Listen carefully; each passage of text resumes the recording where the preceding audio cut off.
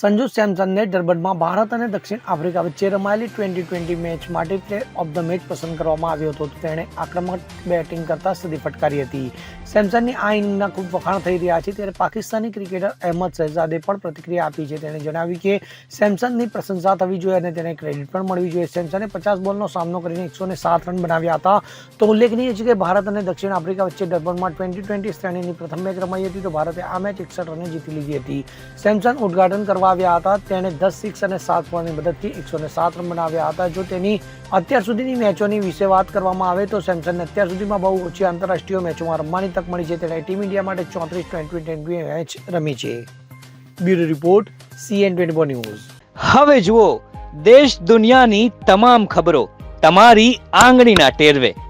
ઉઠાવો મોબાઈલ અને Google Play Store પરથી ડાઉનલોડ કરો અમારી CN24 ન્યૂઝ મોબાઈલ એપ.